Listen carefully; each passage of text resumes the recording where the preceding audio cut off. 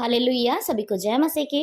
आइए सुंदर शाम में अपने परमेश्वर का एक बार फिर से धन्यवाद करें। सुंदर संगति के लिए खुदा को धन्य कहें कि हमारे परमेश्वर ने आज की संगति में बैठने का हमें मौका दिया कि हम उसके नाम को धन्य कह सकें, इस शाम में उसकी बड़ाई कर सकें। हम अपने परमेश्वर को धन्यवाद कहते हैं।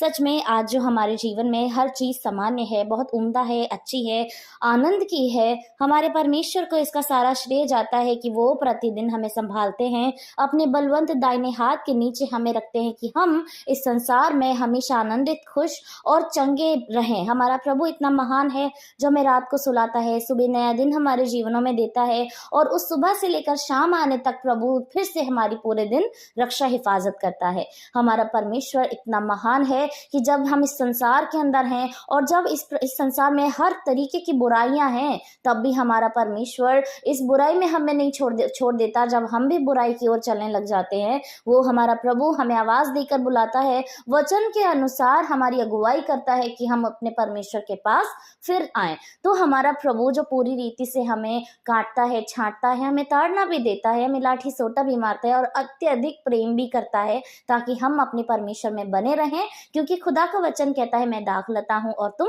डालियां हो। तो डाली अपने आप में कुछ नहीं कर सकती, जब वो दाखलता में बनी रहती है तभी वो फलती है। तो हमें अपने परमेश्वर के वचन में हमेशा बना रहना है, क्योंकि प्रभु का वचन हमारी दाखलता है, क्योंकि वो वर्ड ऑफ गॉड है, खुदा का वो वचन है। तो हम अपने परमेश्वर के वचन से हमेशा जुड़े रहें। और प्रभु का वचन हमसे कहता है कि हम जब वचनों को सुनते हैं तो हमें किस प्रकार से उनको सुनना चाहिए। और प्रभु का वचन कहता है याकूब 1 की 22 आयत में, जिसमें प्रभु का वचन इस प्रकार कहता है, परंतु वचन पर चलने वाले बनो और केवल सुनने वाले ही नहीं जो अपने आप को धोखा देते हैं। आमीन, हालेलुया। तो प्रभु का वचन आज हमें बड़ी ही साफ शब्दों में बता रहा है कि हमें वचन पर चलने वाला बनना है। आमीन। तो कई बार हम अपनी कलीसिया में, हम अपने परिवारों में, आस पड़ोस में भी बहुत सारे लोगों को देखते हैं जो वचन पर नहीं चलते।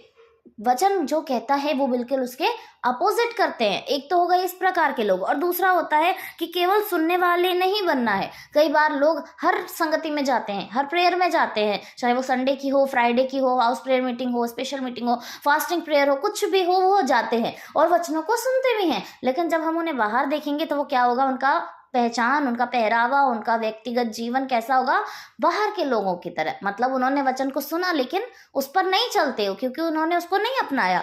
तो प्रभु का वचन हमें साफ साफ शब्दों में आज हमसे कह रहा है कि हमें वचन पर चलने वाला बनना है, सिर्फ सुनने वाला नहीं बनना, पर उस पर चलने वाला बनना है। और अगर हम में से कोई भी इंसान ऐसा कर रहा है तो हम वचन के बिल्कुल खिलाफ जा रहे हैं, क्योंकि वचन साफ साफ मना कर रहा है कि हमें परमेश्वर के वचन पर चलने वाला बनना है, सिर्फ सुनने वाला नहीं बनना। कई लोग इस दुनिया में ऐसे हैं, संसार में ऐसे हैं, मसीह भाई बहन स्पेशल, कि वो लोग वचन को सुनते हैं और वो ऐसा सोचते हैं कि वो वचन पर चल रहे हैं। उनको लगता है कि जैसा वचन कह रहा है वो मान रहे हैं। लेकिन जब हम या पास्टर जी या कोई भी है उनको देखते हैं तो उनको अगर बोलना चाहते हैं कि आप वचन के खिलाफ कर रहे हैं, तो उनको लगता है अरे यहाँ पर वो सिचुएशन थी, यहाँ पर ऐसी बात थी, इसलिए मुझे ऐसा करना पड़ा, मैं प्रार्थना करता हूँ या करती हूँ। तो उनका वो इस बात को मानते ही नहीं है कि वो वचन पर नहीं चल रहे हैं। और जब लोग ऐसा करते हैं, जब लोग ऐसा सोचने लग जाते हैं ना कि वो प्रार्थना कर रहे हैं, वचन सुन रहे हैं, इसका मतलब वो परमेश्वर की दृष्टि में धर्मी हैं और वो वचन को सही रीति से अपना रहे हैं जैसा वचन कहता है। लेकिन प्रभु का वचन आज हमसे साफ शब्दों में कह रहा है कि वो अपने आप को धोखा देते हैं। हालेलुया। वो अपने आप को धोखा दे रहे हैं, किसी और को धोखा नहीं दे रहे। क्योंकि हमारे अंदर कौन है? हमारा खुदा है, हमारा परमेश्वर है। कोई और हमें नहीं जानता उस रीति से, कोई और हमें गुप्त में आके नहीं देख रहा, रात को नहीं देख रहा, हमारे मन के अंदर झांक के नहीं देख रहा। लेकिन हमारा परमेश्वर यहोवा हमें देख रहा है, हमारा खुद का मन हमें देख रहा है। तो हम क्या करें? अपने आप को धोखा दे रहे हैं। और हम जब अपने आप को धोखा दे रहे हैं तो निश्चय वो सारी चीजें किसके सामने प्रकट हो रही हैं? हमारे परमेश्वर के सम्मुख प्रकट हो रही हैं। तो जो भी लोग आज की इस सभा में अगर हैं कि परमेश्वर का वचन सुनने वाले हैं, उस पर चलने वाले नहीं हैं, तो प्रभु का वचन कहता है कि वो अपने आप को धोखा देते हैं। हम में से कोई भी हो सकता है, हम में से कोई भी सर्वश्रेष्ठ नहीं है, संपूर्ण नहीं है कि हर बात में हम खरे उतर रहे हो। हमको अपने प्रभु के वचन से हर दिन सीखना है, और ताकि हम अपने आप को धोखा देने वाले नहीं हो सके। अब से, आज के बाद से क्या हम करेंगे? प्रभु के वचन के अनुसार चलना शुरू कर देंगे। और हमें इस चीज के लिए ये नहीं करना कि वो मुझे बता रहा है, वो मुझे बता रही है तो मैं उससे छोटा हो गया। लेकिन प्रभु के वचन से हमें सुनने की ज़रूरत है कि प्रभु का वचन हमसे किस रीति से कहता है कि हमें उस पर चलने की ज़रूरत है। कई बार एक उम्र में छोटा इंसान हमें इतनी बड़ी-बड़ी बातें अच्छी-अच्छी समझा देता है, जो ज़िंदगी में हमें बहुत अच्छे-अच्छे लेसन्स होते हैं। कई बार छोटा इंसान प्रभु के राज की इतनी बड़ी-बड़ी बातें बता देता है, जो हमारी आत्मिक उन्नति के लिए बहुत ज़रूरी होती है। और जो लोग हैं, जो मन के ढीठ हो जाते हैं कई बार, वो उस बात को किसी अलग तरीके से ले जाते हैं।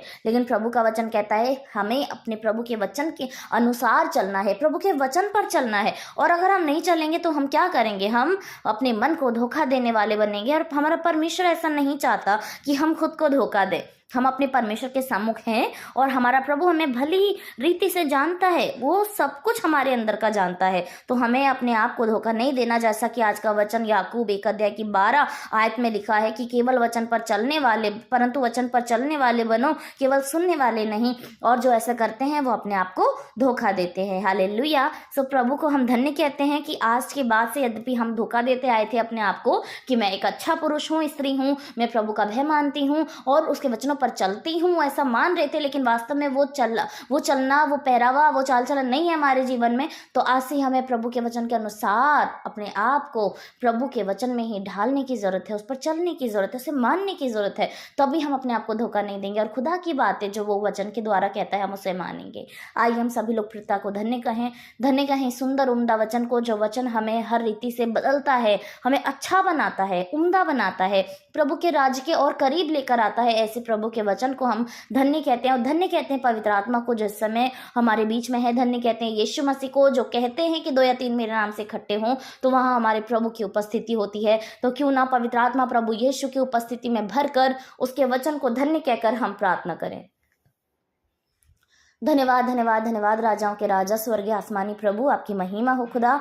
आपके जीवित नाम को धन्य कहते हैं परमेश्वर। आप राजा हैं पिता, आप अब्बा खुदा हैं प्रभु। आपकी महिमा हो प्रभु जी, आपकी प्रशंसा हो खुदावन। हम धन्यवाद करते हैं प्रभु आज की सुंदर शाम के लिए, आज के सुंदर वचन के लिए प्रभु यीशु मसीह, कि आपका वचन कहता है हमें वचन पर चलने वाला बनना है, केवल सुनने वाला नहीं बनना प्रभु। और यद्यपि हम में से कोई ऐसा कर रहा है प्रभु, तो हम अपने आप को धोखा दे रहे हैं पिता। आप अपनी अनुग्रह हमारे ऊपर बनाकर रखें कि हम अपने आप को धोखा देने वाले ना हो सकें प्रभु, क्योंकि धोखा देना पाप है प्रभु जी। और ऐसा मानना कि हम वचन पर चल रहे हैं और वो हमारे जीवन में ना हो, वो भी पाप है मेरे परमेश्वर। आप हमें हर रीति से बचाएं खुदावन, कि हम पाप में ना पड़े प्रभु। आप हमें सही वचन को सिखाएं प्रभु, उस पर चलाएं मेरे परमेश्वर, ताकि हम अपने जीवन को उस रीति से ढाल सकें प्रभु जैसा आपका वचन कहता है प्रभु। आप हमारे व्यक्तिगत जीवन को बदलें, आप हमारे चाल चलन को बदलें खुदा, सोचने विचारने के तरीके को बदलें खुदा, हमारे हाथों के कामों को बदलें, हमारे पैर जहां लेकर जाते हैं खुदा उस स्थान को आप बदलें यीशु मसीह के नाम से प्रभु। हमारी प्रार्थनाओं में इतनी सामर्थ होने पाए प्रभु,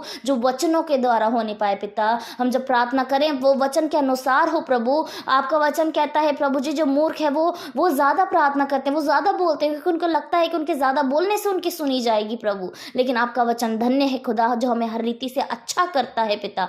सारी सामर्थ आपके वचन के द्वारा हमारे अंदर आ जाए पिता। आप हमारे जीवन में आत्मिक उन्नति दें प्रभु जी। हम आपसे प्रार्थना करते हैं संसार में प्रभु हमें आत्मिक उन्नति दे, हमें आत्मिक शिखर पर चढ़ाएं पिता, ताकि हम आपके राज्य के और करीब आने पाए प्रभु। एक आत्मिक प्यास, एक आत्मिक लालसा हमारे जीवनों में दे खुदा, कि वचन को हम भूख की नाई प्रभु, एक वचन की भूख की नाई प्रभु, हम वचन को ले सकें पिता, उसे ग्रहण करें और उसको अपने जीवन में, उसका चाल चलन में हम उतार लें खुदावन। हम धन्यवाद करते हैं प्रभु जी। धन्यवाद होली जीसस प्रभु, हम धोखा देने वाले ना बने प्रभु। Hallelujah Jesus. धन्यवाद खुदा, धन्यवाद प्रभु। प्रत्येक जन जो इस समय यहाँ मौजूद है प्रभु, आपकी पवित्र आत्मा में भर जाए खुदा। हम प्रार्थना करते हैं खुदा, आपका सामर्थ उनके अंदर आ जाए प्रभु, अच्छा बुरा परखने की आत्मा उनके अंदर आ जाए प्रभु। हम ऐसा प्रार्थना करते हैं प्रभु, लोग वचन को पढ़कर उस पर सही रीति से चलने वाले हो सके खुदा। शैतान उनको बीच में भरमाने ना पाए प्रभु, उनको वचन से दूर ना करने पाए प्रभु जी। वरन प्रभु जब वचन को वो लोग पढ़ते हैं तो आपकी उपस्थिति में बने रहें प्रभु। आपका मार्गदर्शन प्रभु यीशु उनको दिखे खुदावन,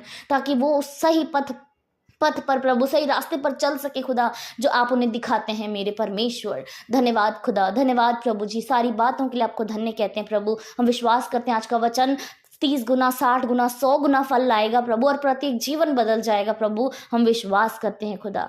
सारी महिमा आपको देते हैं, सारा आदर आपको देते हैं। आज की सुंदर शाम के लिए एक बार फिर से आपको धन्य कहते हैं। यीशु मसीह के नाम से इस प्रार्थना को मांगते हैं। आमीन, आमीन और आमीन।